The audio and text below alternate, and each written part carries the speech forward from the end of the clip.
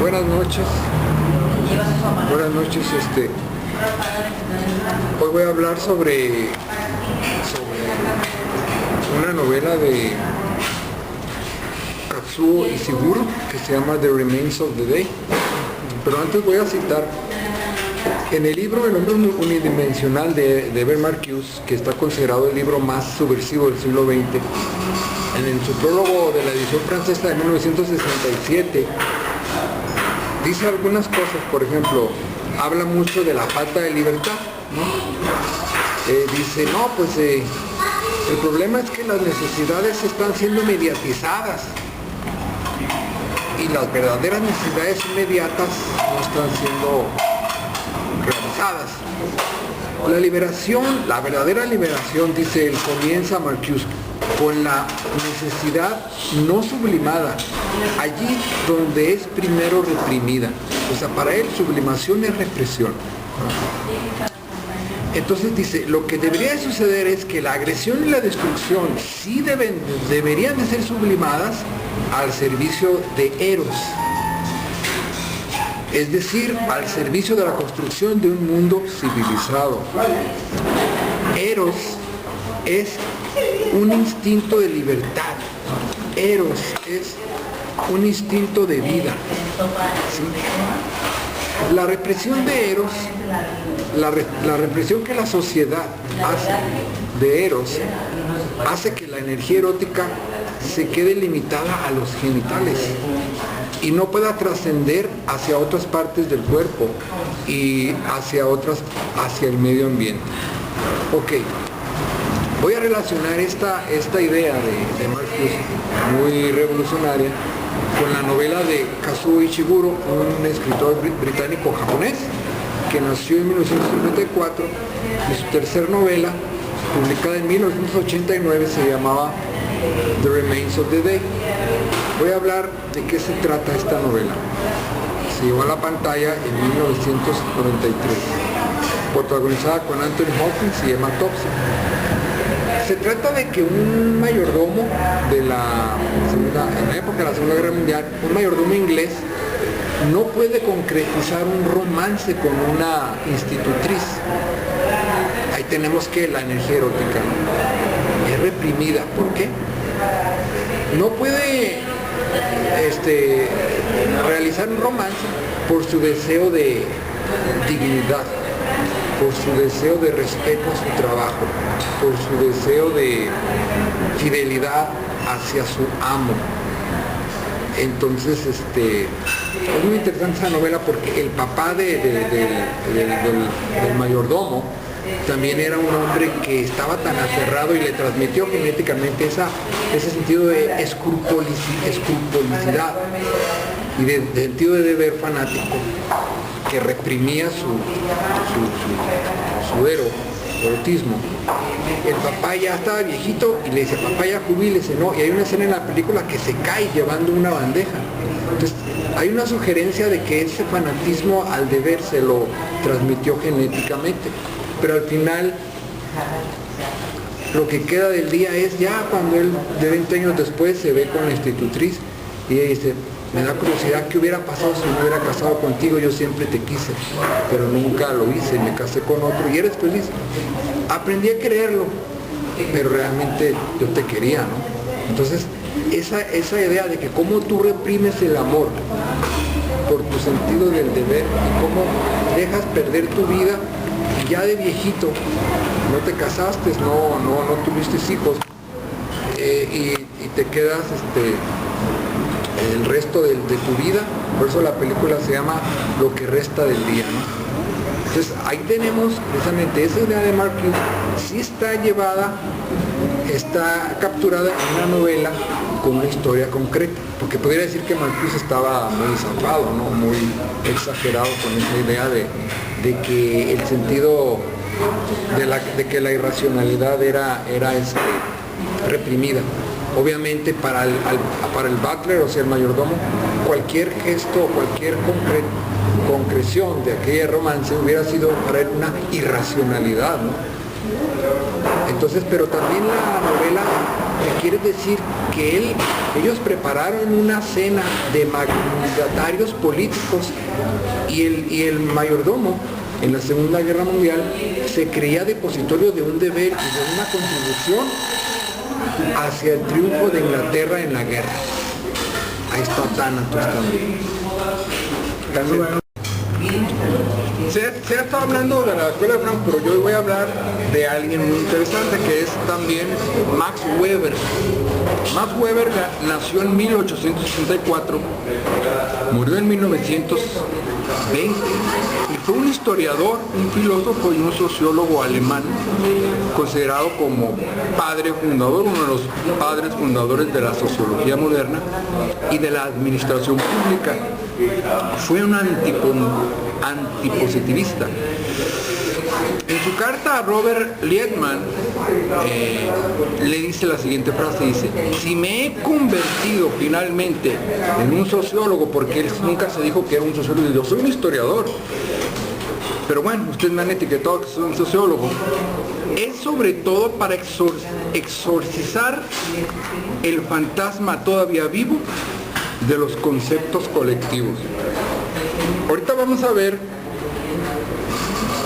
que lo que quiere decir él es, con esta frase, es que son esencialmente necesarios cuando hablamos de sociología. Okay, vamos a ver, los conceptos colectivos son necesarios. No va a estar en contra de los conceptos colectivos, porque hay gente que dice que los conceptos colectivos no existen. México no existe, la humanidad. Pero bueno, ahorita vamos a ver. Ok, hay un libro muy importante de él que se publicó en 1905 que se llama La ética protestante y el espíritu del capitalismo.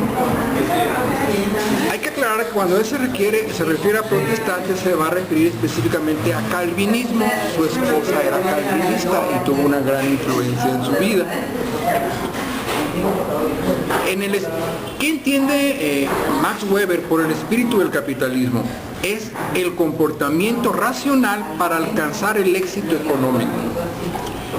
Qué interesante. Se dice que él decía, bueno, Max Weber dijo, hay un materialismo histórico de Marx, pero también hay un historicismo espiritualista de Sonberg, otro autor alemán, sociólogo alemán, poco traducido en inglés.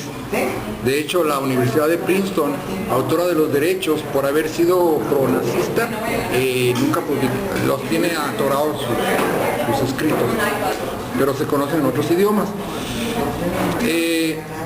Entonces dice él, son caminos alternativos. El materialismo de Marx, el espiritualismo historicista son caminos alternativos y son necesarios para tener la comprensión global de la historia y de la sociología. Entonces, él va a hablar, esto es muy importante para ti, tú te estás hablando de la máquina que deja sin trabajo a los campesinos de una manera muy sensible realmente, como lo ve pero él va a hablar, él acuñó el término, compañeros, de destrucción creativa. ¿Qué es la destrucción creativa? Es la adopción de tecnología innovadora para destruir empresas antiguas. Ese término. Por ejemplo, Weber va a hablar de que en ese libro, El espíritu del capitalismo, en la ética protestante y el espíritu del capitalismo, que fue un libro importante en sus estudios de sociología y religión, ¿verdad? Va a decir que hay una diferencia entre católicos y protestantes. Los católicos son retrógradas, son los que no quieren cambiar al mundo y se adaptan al mundo, no quieren que haya máquinas, no quieren que haya innovación, y los protestantes son progresistas, yo voy a la fábrica, yo voy a seguir progresando. De hecho, él hizo un estudio, tú que has estudiado mucho eso del urbanismo, él hizo un estudio se llama el caso de Polonia, cómo los polacos emigraban a Alemania porque los alemanes emigraban a la ciudad. Entonces el campo era abandonado y entraban los polacos. Él hizo un estudio que le dio mucho prestigio, porque en ese estudio sociológico él incluyó estadísticas, matemáticas, entonces fue muy alabado por ese estudio, mucho prestigio. Ok, voy a hablar ahora de, hay 4 cosas que para lograr el espíritu, ¿cómo no se me terminó? Ahorita vivo. Bueno, Max Weber establece, uno de los elementos que establece en su libro La ética protestante y el espíritu del capitalismo, establece que la adquisición del dinero es el casi valor supremo de la vida. Hay 3 cosas para realizarlo: el ejercicio constante primeramente de una profesión o un trabajo, en donde ya se ha vuelto esa profesión o ese trabajo un fin, ya no un medio, un fin para obtener dinero. Otro elemento, la racionalidad, que significa que los católicos son ascetas pobres y los protestantes son empresarios ricos. Tercer elemento, la austeridad, que es el uso mínimo de la riqueza acumulada. Decía un profesor que México nunca iba a progresar porque somos gastadores, pues. Somos un pueblo que ganamos dinero y nunca ahorramos.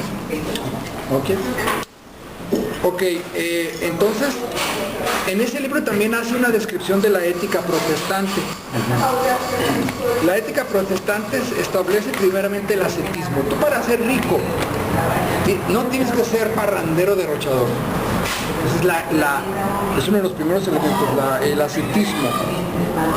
Las casas parroquiales se convirtieron posteriormente, dice aquí, en centros de organizaciones empresariales, ¿verdad?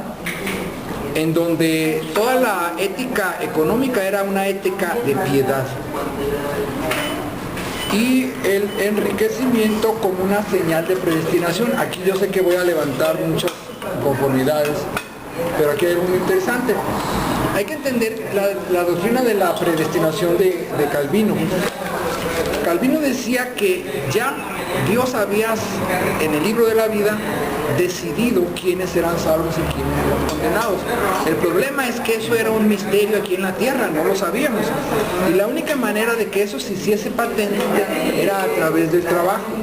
Aquellos ricos patentizaban, testimoniaban que eran los elegidos, y los pobres, que trabajaban y trabajaban y no salían de pobres, es la señal divina de que eran los condenados. Y tiene mucho sentido. Tiene mucho sentido, porque realmente el despilfarrador, el pobre es el despilfarrador, ¿verdad? Ahora, y si eres despilfarrador, pues obviamente eres, bueno, ahora, fíjense que Max Weber cambió el artículo 48 de la Constitución de Weimar. Max Weber fue soldado en la Primera Guerra Mundial y fue como diplomático, y a él se le pidió la redacción de la Constitución de Weimar, que dio fin a la Primera Guerra Mundial, y él cambió el artículo 48 de la Constitución de Weimar, que fue un artículo que le abrió la puerta a Adolfo Hitler, de manera inconsciente e inocente lo hizo, ¿no? Él en 1903 renunció a ser maestro porque Max Weber se peleó con su papá 2 meses antes de que su padre muriera. Tuvo una discusión muy fuerte. Cuando él murió, se deprimió mucho y empezó a afectarle en el trabajo y todo. Nunca se reconcilió, ¿verdad? Y fue como abandonó, pero ya para 1903 ya se convirtió más bien, abandonó la docencia y se hizo editor, ¿verdad? Viajó después a los Estados Unidos. Bueno, ahora quiero explicarles que Wilfredo Pareto, un sociólogo italiano, también padre de la sociología, y el francés Émile Durkheim son considerados los sociólogos objetivos, los sociólogos positivistas, los sociólogos científicos. Por otro lado, Max Weber y Sembart son considerados los antipositivistas, los sociólogos subjetivos, los sociólogos no de las cantidades matemáticas, sino de las cualidades subjetivas, de los conceptos colectivos.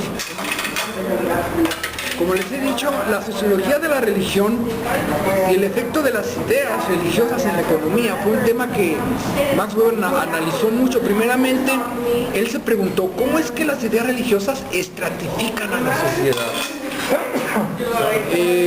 Después dijo, bueno, el protestantismo ha sido el que ha generado a las grandes riquezas, a los grandes líderes económicos, pero más que el protestantismo, voy a irme más para atrás, las estructuras mitológicas germanas.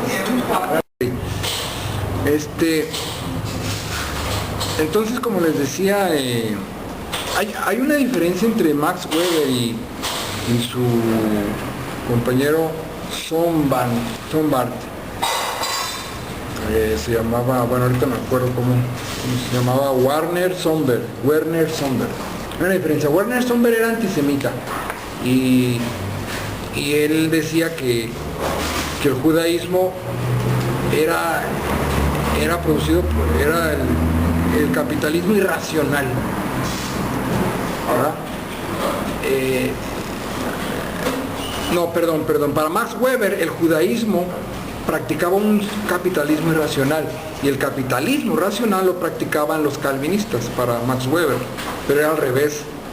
Werner Somberg era judío, ¿no? Entonces él decía lo contrario. Es una diferencia que había entre los dos.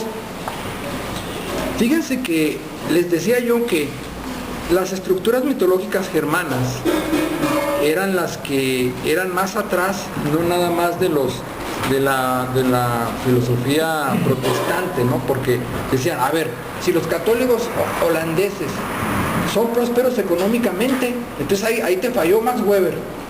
No, pero lo que pasa es que sí es cierto, lo que pasa es que la base no está en un país, sino en la estructura mitológica del germano, o sea, anglo, ¿no? Entonces, había 4 elementos que explicaban esa riqueza. Primero, tenías que ser predestinado para ser rico, la predestinación, ¿no? Y luego tenías que tener un aprecio por el trabajo, y luego un amor romántico. Y finalmente la destrucción creativa, que tú no estás muy de acuerdo con ella, ¿no? Pero la destrucción creativa es cuando la innovación llega y destruye las empresas obsoletas. En este caso, la innovación de la máquina que sustituye a los hombres del arado. Max Weber es positivo para Max Weber. Es parte del progreso de Dios y del progreso de la económica. Ahora, el amor romántico. Muchas veces el rico calvinista es un romántico, o sea, respeta a su esposa, pero está idealizadamente enamorado de él, por eso es bien trabajador, es ahorrativo, porque no despilfarra, o es austero, y está predestinado, ¿no?, para ser salvo, ¿no? Esa era la idea. Ahora, dentro de sus estudios de sociología y religión, Max Weber hizo un análisis comparativo entre China y el cristianismo. Ahorita ya China es capitalista, pero hay que contextualizar que esto lo hizo en 1800, 1900, etcétera, ¿no?, a principios. Entonces él decía, bueno, el taoísmo es la religión del pueblo, el confucianismo es la religión del Estado. Y los chinos se distinguen, no son capitalistas porque según él, el chino se adapta al mundo, o sea, rechaza la tecnología y la innovación. El chino se adapta al mundo. El chino da mucho enfoque a la educación, al autoperfeccionamiento, a las maneras correctas y a la piedad familiar. En cambio, los europeos, no, aquí qué piedad familiar, yo no te voy a pagar tus deudas. Te da cáncer, tú pagas, te pones a chambear. No, pero tienes que echar a andar la economía, yo no te voy a dar casa. Entonces esa era la idea de la diferencia entre el cristianismo y los chinos, porque el cristianismo había producido el capitalismo.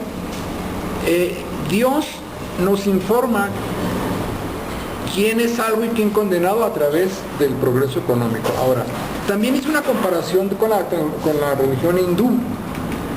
Nota que hay 4 estratos sociales: los sacerdotes, los brahmanes, o sea, los guerreros, que son los kshayas, los mercaderes, que son los vaisyas, y los obreros, que son los shudras, ¿no? Entonces también hay ciclos de reencarnación y hay un desprecio por lo mundano, o sea, son países no muy... Ahora, en el caso del cristianismo, como esperan un Mesías, se ponen a trabajar. Los judíos, los brahmanes no esperan un Mesías, no son prósperos materialistamente, ¿no? Ahora, una definición muy interesante que dio Max Weber de Estado ha sido muy citada a través de la historia.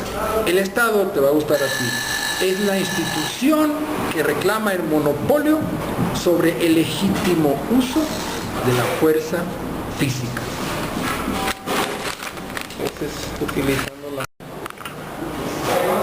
Para Max Weber, el político debe de ser no un santo, sino una persona objetiva, ¿no? Una persona que sepa resolver los problemas.